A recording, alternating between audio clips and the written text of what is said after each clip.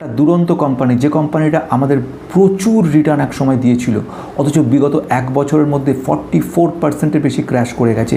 Company একদিনে 6% down হয়ে গেছে, অথচ কোম্পানি রেকর্ড লেভেলের রেভিনিউ গ্রোথ, সারা জীবনে ফার্স্ট এই 1000 কোটি ছাড়িয়ে গেল, 1021 কোটি টাকার রেভিনিউ দেখিয়েছে এবং নেট প্রফিট 18.6% জাম্প করেছে। তা সত্ত্বেও কোম্পানিটা আজকে প্রচুর কারেক্টেড হলো। শুধু আজ বলে না, বিগত এক বছরে একটা ম্যাসিভ লেভেলে ক্র্যাশ করেছে 44%, এবং 5 বছরে সাধারণত 5 বছর মানুষ যে হোল্ড করলে একটা ডবল করে ইনভেস্টমেন্ট অ্যামাউন্ট, এই কোম্পানিটা তোমার ইনভেস্টমেন্ট অ্যামাউন্টকে নেগেটিভ -17% ডাউন করে দিয়ে যদি 5 বছর ধরেও রিটার্ন রাখো।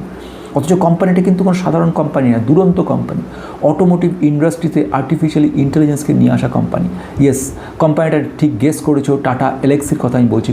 কোম্পানিটার প্রচুর রিসার্চ ডেভেলপমেন্টে কাজ করা কোম্পানি। এটা কিন্তু কোনো সফটওয়্যার কোম্পানি নয়, এই কোম্পানিটা সফটওয়্যার ডেভেলপমেন্ট ডিভিশনের উপর কাজ করে। কোম্পানিটা বিভিন্ন রকম ভেহিকেলসের সফটওয়্যার ডেভেলপমেন্টে কাজ করছে, অ্যাডাস সিস্টেমের উপর কাজ করছে, এমবেডেড সফটওয়্যার টেকনোলজির উপর কাজ করা কোম্পানি, মেডিকেল ডিভাইসেস আর্টিফিশিয়াল ইন্টেলিজেন্সটা কাজ করা কোম্পানি, এআইকে নিয়ে বহু দিন ধরে কাজ করছে কোম্পানি। টাটা গ্রুপের একটা সেরা কোম্পানি, যে কোম্পানিটা একসময় হাজার % রিটার্ন দিয়েছিল আমাদেরকে, আজ পুরো মুখ থুবড়ে পড়েছে। অনেকেই প্রশ্নটা করেছে টাটা এলেক্সির ভবিষ্যৎ কী রয়েছে। আজকে বেশ কিছু গুরুত্বপূর্ণ ইন্টারেস্টিং পয়েন্ট বলবো, যেগুলো জানা খুব জরুরি রয়েছে। কেন মনে করছি কোম্পানিটার পোটেনশিয়াল গ্রোথ এখনও ভালো রয়েছে, ম্যানেজমেন্ট কী বলছে, গ্রোথ গাইডেন্স কী বলছে, দুটো রিস্ক প্যাটার্ন এখনও দেখা যাচ্ছে, যেগুলো সেগুলো সলভ করতে পারলে কোম্পানি কিন্তু রকেট হওয়ার সম্ভাবনা রয়েছে। যদি নতুন থাকো সাবস্ক্রাইব করে রাখতে পারো, পুরোদের অজস্র লাইক কমেন্টসের মুক্ত করে আমাকে অসংখ্য ধন্যবাদ তাদেরকে। This is only for education purpose, no buy sell before investing, please consult yourself or your advisor, personal cannot guarantee future performances। আসছি বোর্ডে দুরন্ত গুরুত্বপূর্ণ পয়েন্টগুলো নিয়ে কিন্তু এখানে আলোচনা। কোম্পানিটা যে কাজকর্মগুলো করে বেসিক্যালি ইঞ্জিনিয়ারিং রিসার্চ এবং ডেভেলপমেন্টের উপরে কিন্তু কাজ করা কোম্পানি। বেসিক্যালি এখানে যেটা রয়েছে বিজনেস প্যাটার্নের উপরে, যে কোম্পানিটা একটা দুর্দান্ত স্কোপ রয়েছে। যেরকম কোম্পানি যেটা কাজ করছিল সফটওয়্যার ডিফাইন্ড ভেহিকেলসের উপর কাজ করে, অ্যাডাসের উপর কাজকর্ম, এমবেডেড সিস্টেম রয়েছে, হার্ডওয়্যার সফটওয়্যারের উপর কাজকর্ম করা, একটা বিরাট বড় মার্কেট ছিল ইউরোপ জুড়ে, ইউরোপ আমেরিকান সর্বত্র। এবং নিজস্ব টাটা গ্রুপেরই কোম্পানি টাটা মোটরসের বেশ কিছু যে ভেহিকেলসের মধ্যে কিন্তু এদের পার্টস দেওয়া রয়েছে। টোটালি এআইয়ের উপর কাজ করার কোম্পানিটা, আর্টিফিশিয়াল ইন্টেলিজেন্সকে নিয়ে কিন্তু কোম্পানিটা কাজ করছে। তাহলে আজকের এই ভিডিওর মধ্যে বক্তব্য রয়েছে, প্রথম ঘটনা হচ্ছে এই যে প্যাটার্নে কাজ করা কোম্পানি ম্যানেজমেন্ট থেকে কী বক্তব্য রেখেছে, ফান্ডামেন্টাল কী রয়েছে, কেন কোম্পানিটা ক্র্যাশ করেছে, এবং ফিউচারে আলটিমেট কোম্পানিটা কী হতে চলেছে, ভবিষ্যৎটা কী রয়েছে, সেটাও কিন্তু এখানে বক্তব্য রয়েছে। প্রথম আমি যে কথাটার মধ্যে আসছি, ম্যানেজমেন্ট থেকে বেশ কয়েকটা গুরুত্বপূর্ণ পয়েন্ট বলেছে। ফার্স্ট ম্যানেজমেন্ট থেকে শুরু করা যাক, এই কারণেই বলছি, গ্রোথ গাইডেন্সের কথা নিয়ে বলেছে। গ্রোথ যে গাইডেন্স বলেছে, গাইডেন্সের মধ্যে ম্যানেজমেন্ট বলছে আমরা দুটো পয়েন্ট নিয়ে খুব সুন্দরভাবে এগোতে চলেছি। এআইকে অ্যাবজর্ব করে বেশ কিছু আর্টিফিশিয়াল ইন্টেলিজেন্স কোম্পানিকে আমরা অ্যাকোয়ার করে নিয়েছি, সঙ্গে নিয়েছি। আর দ্বিতীয় ব্যাপার যেটা, সেটা বলছে যে আমরা কিন্তু পজিটিভিটির জায়গায় যাচ্ছি। হেলথ রিলেটেড যে আর্টিফিশিয়াল ইন্টেলিজেন্স সিস্টেম, সেটাকে ওরা অ্যাক্টিভেট করেছে, এবং সেখান থেকে ফিউচারে নেক্সট দুটো কোয়ার্টার মানে থার্ড কোয়ার্টারে গিয়ে এর একটা পজিটিভ ব্যাপার আমরা দেখতে পারবো। তাহলে এই ঘটনাটা বলছে, অর্থাৎ আমরা এখন রয়েছি Q1-এ, যেটা সেটা Q4-এ গিয়ে FY 27 Q4-এ গিয়ে আমরা কিন্তু একটা পজিটিভ ব্যাপার দেখতে পারবো বলে এদের ম্যানেজমেন্ট তরফ থেকে বলছে। সেকেন্ড ওয়ান যে বক্তব্যটা রাখছে, সেটা হচ্ছে ওদের যে অটোমোটিভ সিস্টেম ছিল, অটোমোটিভ সিস্টেম মানে ট্রান্সপোর্টেশন মানে অটোমোটিভ ট্রান্সপোর্টেশনে 55% বেশি রেভিনিউ ওদের কিন্তু আসছিল, 55% বেশি রেভিনিউ আসছিল অটোমোটিভ সিস্টেম মানে এআই ইমপ্লিমেন্ট করে কার উইদাউট ড্রাইভার, রিসার্চ ডেভেলপমেন্ট, কার টু কার ইন্টারাকশন সেম। সেখানে কিন্তু এই 55%টা অলমোস্ট স্ট্যাগন্যান্ট হয়ে গেছে, কারণ ইউরোপের ওপর ডিপেন্ডেন্সি থাকার কারণের জন্য। যে কারণের জন্য ওদের ওখানে ইউরোপে যেহেতু এক নম্বর ইনফ্লেশন একটা প্রবলেম রয়েছে, টেনশন রয়েছে, ওরা যে সমস্ত প্রজেক্টগুলো করেছে, প্রজেক্ট কাস্ট মানে যে কস্টটাকে এরা কাট করে দিয়েছে, এই ধরনের প্রবলেমগুলো থাকার জন্য আলটিমেটলি কিন্তু এই ক্ষেত্রে দেখা গেছে এদের একটা প্রফিটেবিলিটির মধ্যে একটা বিরাট প্রবলেম দেখা গেছে। থার্ড ওয়ান এরা যেটা বলছে সেটা হচ্ছে প্রফিটেবিলিটি মানে প্রফিট আফটার ট্যাক্স, এই গাইডেন্সের মধ্যে বলছে সেটা হচ্ছে হাই সিঙ্গেল ডিজিট, অর্থাৎ মানে 9%, 8 to 9% মতো মোটামুটি গ্রোথ ফিউচার ফোরকাস্ট করছে, কিন্তু আগের মতো 18 to 20% গ্রোথ গাইডেন্স দিচ্ছে না। এবং তার পেছনে ওরা বলছে এই কয়েকটা পয়েন্ট রয়েছে যে কারণের জন্য ওদের সেই ব্যাপারটা হয়নি, অর্থাৎ ওরা পুরোপুরি ডিপেন্ডেন্ট ইউরোপের ওপরে, যেখানে সে এবং আমেরিকার ওপরে, সেখানে যখন প্রবলেম দেখা যাচ্ছে তার ইম্প্যাক্ট এদের এখানে পড়ছে, যার কারণে প্রফিটেবিলিটি কমছে, যে কারণে ফিউচারে এই প্রবলেমটা দেখা দিচ্ছে। ওরা এখানে যেটা বলছে আরেকটা গুরুত্বপূর্ণ পয়েন্টের কথা, সেটা বলছে রেভিনিউ গ্রোথ। রেভিনিউ গ্রোথ কিন্তু রেকর্ড লেভেলে 1021 কোটি টাকার রেভিনিউ কিন্তু এবছরে হয়েছে, এবং নেট প্রফিট কিন্তু 18% রয়েছে। এটা একটা পজিটিভিটি রয়েছে। তার সত্ত্বেও আরও একটা গুরুত্বপূর্ণ পয়েন্ট কথা ওখানে ওরা বলছে, সেটা হচ্ছে যে টেম্পোরারি এখন অবস্থাটা নেগেটিভ মানে খুব ভালো না থাকলেও আমাদের FY 27-এ যে নেক্সট কোয়ার্টারগুলোতে হাই লেভেলের আমাদের গ্রোথ গাইডেন্স থাকার সম্ভাবনা রয়েছে। এবং এআইয়ের ওপরে আমরা কাজ করেছি, এআইটাকে ইনভেস্ট করেছি প্রচুর পরিমাণে, এতটা এক্সপেন্স আমরা করেছি। আর্টিফিশিয়াল ইন্টেলিজেন্স ইনভেস্টমেন্ট কথার অর্থ হচ্ছে লং টার্মে গিয়ে কিন্তু রিটার্ন পাওয়া, শর্ট টার্মে একটা লস, কিন্তু লং টার্মে একটা বড় পজিটিভ ব্যাপার। সেই কথাটা নিয়ে বলছে আমাদের এক্সপেন্সটা এআইয়ের উপরে এতটা বেশি হয়ে গেছে, যেটার জন্য আমাদের প্রফিটেবিলিটিটা কমে গেছে এবং মার্জিন প্রেশার পড়েছে, এমপ্লয়ি কস্টও তার জন্য একটা দায়ী। তাহলে এইটা হয়ে গেল মেন ঘটনা। এবার আসছি ফান্ডামেন্টালের জায়গা। ফান্ডামেন্টাল যদি বলি, কোম্পানির ভ্যালুয়েশন যদি বলি, ফার্স্ট লেভেলে ভ্যালুয়েশন কিন্তু খুব সুন্দর জায়গা রয়েছে। 1x-এ ভ্যালুয়েশনে চলছে কোম্পানিটা। মিড ক্যাপ লেভেলের কোম্পানি যদি FCF দেখা যায়, ফ্রি ক্যাশ ফ্লো, সেটা কিন্তু 2000 কোটিরও বেশি রয়েছে FCF। এটা কিন্তু খুব পজিটিভ দেখাচ্ছে। এবার এর সঙ্গে আরও ব্যাপার কিছু রয়েছে, যেরকম কোম্পানিটা কিন্তু ডেপ্ট ফ্রি কোম্পানি, কিন্তু এর মধ্যে একটা ব্যাপার রয়েছে, সেটা হচ্ছে PEG। এখানে হচ্ছে P/বাই গ্রোথ। এই গ্রোথটা কিন্তু দেখতে পাচ্ছি আমরা কিছুটা হয়ে -11। এই যে নেগেটিভিটি রয়েছে এই মুহূর্তে, তার মেন কারণ যেটা রয়েছে সেটা হচ্ছে গ্রোথটা, মানে ফিউচার গ্রোথ যেটাকে বলা হয়, ফিউচার গ্রোথ কিন্তু এক্সপেকটেশন যেটা গ্রোথ এক্সপেক্ট সেটা কিন্তু কম রয়েছে। এই কারণের জন্য আমরা দেখতে পাচ্ছি PEG -11। তাহলে এটা বোঝা গেল এরম সিচুয়েশন দাঁড়িয়ে রয়েছে, কোম্পানির ডিটেলস হয়ে গেল। এবার আসছি কতগুলো ইম্পর্ট্যান্ট পয়েন্টের দিকে। প্রথম পয়েন্ট হচ্ছে ভবিষ্যৎ কী রয়েছে, ভবিষ্যতের ব্যাপারে কথা বলবো। আর একটা কথা বলা দরকার, সেটা হচ্ছে ওয়াই ম্যাসিভ ক্র্যাশটা আগে ক্লিয়ার করি। প্রথম হচ্ছে ইউরোপের যে ডিমান্ডটা কিন্তু একদম পড়ে গেছে, এটা কিন্তু একটা খুব গুরুত্বপূর্ণ পয়েন্ট, যে কারণে ব্যাপার।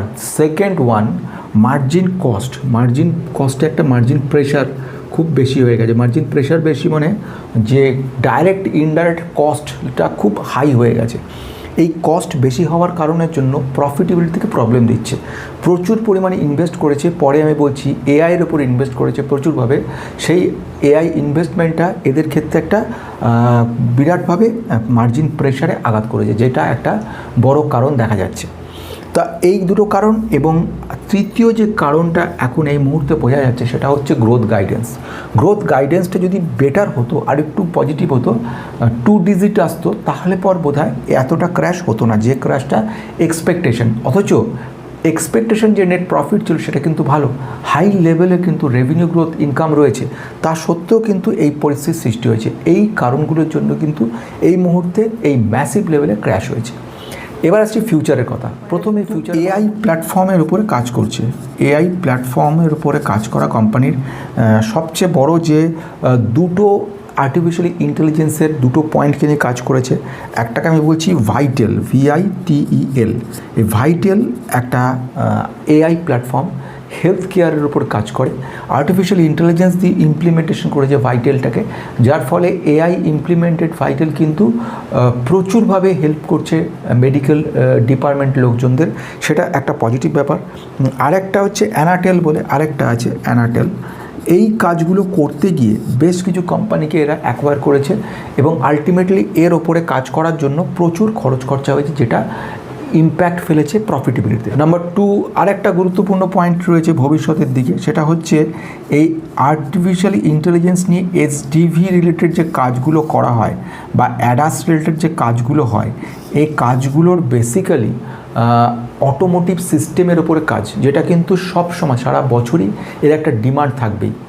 তাহলে এখন টেম্পোরারিলি কোম্পানিটার ডাউন থাকলেও আলটিমেটলি ফিউচারে কিন্তু দুর্দান্ত করতে পারে।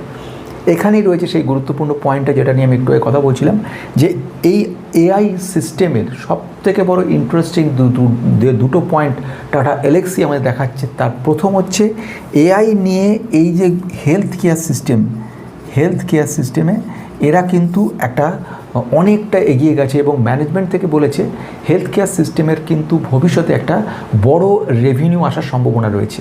এইটা যদি আসে তাহলে গোটা ব্যাপারটাই কিন্তু চেঞ্জ হয়ে যাবে এবং হট করে পাল্টাতে শুরু করবে, একটা পজিটিভ গতি চলে আসবে। আর সেকেন্ড ওয়ান যেটা বলবো, এটা তো হেলথ কেয়ারের ওপরে কাজ করেছে।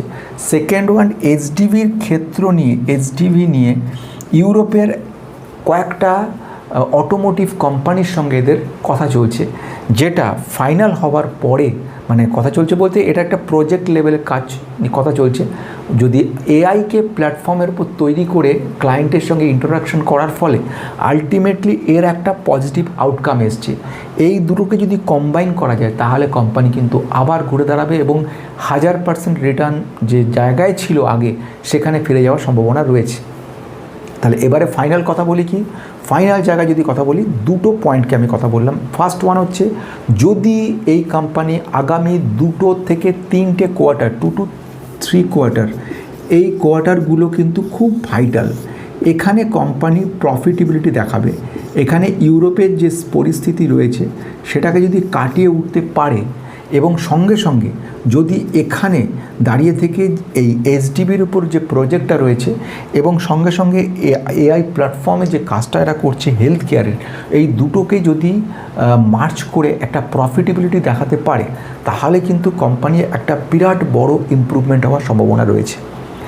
যদি এবারে একটা জায়গায় বলি, একটা কোম্পানির রেভিনিউ গ্রোথ 1000 কোটি রেকর্ড লেভেলে নিয়ে আসা এবং তার সঙ্গে নেট প্রফিটে এত কম্পিটিশনের মধ্যে 18% নেট প্রফিট তুলেছে, এটা কিন্তু অনেক বড় ব্যাপার।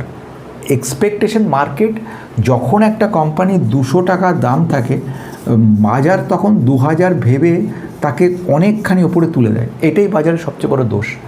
আবার যখন সে তার সেই প্রফিটের, এখন এটা তো সম্ভব না 10x প্রফিট সে একবারে জাম্প করে গেল, এটা তো ম্যাজিক না, স্বাভাবিক ঘটনা। 2x কি 3x প্রফিটেবিলিটি যখন দেখায় তখন 2000 থেকে দুম করে একে ফেলে দিয়ে ওই নিয়ে আসে, তখন হয়তো 800 কি 900-তে নিয়ে এলো।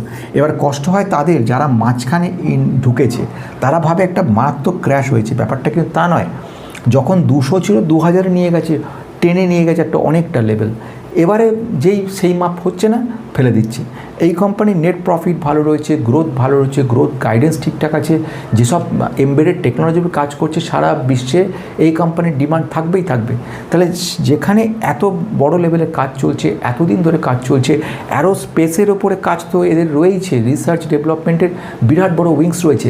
তাছাড়া টাটা মোটরস যেখানে রয়েছে, এখানে টাটা মোটরস প্রথম তো টাটা এলএক্সির কাছ থেকে পুরো ব্যাপারটা নেবে, তো ন্যাচারালি টাটা এলএক্সির দাম ফার্স্টে আসবে। টাটা এলএক্সির সফটওয়্যার তো নিয়ে কাজ করবে টাটা মোটরস, তাহলে এখানে তো অটোমেটিক্যালি প্রফিটেবিলিটি চলে আসবেই আসবে। তাহলে সেটা যখন হয়ে যাচ্ছে, কেন এরকম পরিস্থিতিতে এরকম একটা পরিস্থিতি সৃষ্টি হলো।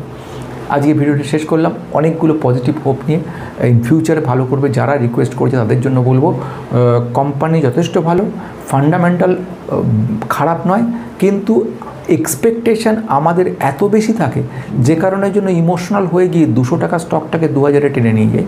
আসলে স্টকটার যে লেভেল, এখানে কয়েকটা গুরুত্বপূর্ণ পয়েন্টও রয়েছে। ব্রোকারেজ ফার্ম যারা রয়েছে তারা কোনো কোম্পানিকে কখনো টেনে তুলে বিরাট করে কখনো কাউকে ফেলে দেয়। এখন এই মুহূর্তে ব্রোকারেজ ফার্ম যেটা বলছে FY 2027-এর যে কোয়ার্টার যে ইপিএস গ্রোথ যেটা, এবং FY 28 মানে 28 সালের কথাও বলছে, 27 সাল 28 সালের কথা বলছে, কোনো ক্ষেত্রে ইপিএস বাড়বে না বলে ওরা বলছে 2 বছরের মধ্যে। সেই ডাউনগ্রেডটা দেখেই চিন্তাভাবনা করেই আলটিমেটলি কোম্পানিটার মধ্যে পতন ঘটেছে। আর একটা কথা বলবো, সেটা হচ্ছে যদি কোম্পানির পজিটিভিটি দেখা যায়, বড় লার্জ ডিল পাইপলাইন এদের মধ্যে যুক্ত হয়ে যায়, যে কথাটা আমি এখানেই বললাম, তাহলেই কিন্তু কোম্পানিটা আমরা দেখতে পারবো একেবারে রকেট হওয়ার সম্ভাবনা থাকছে।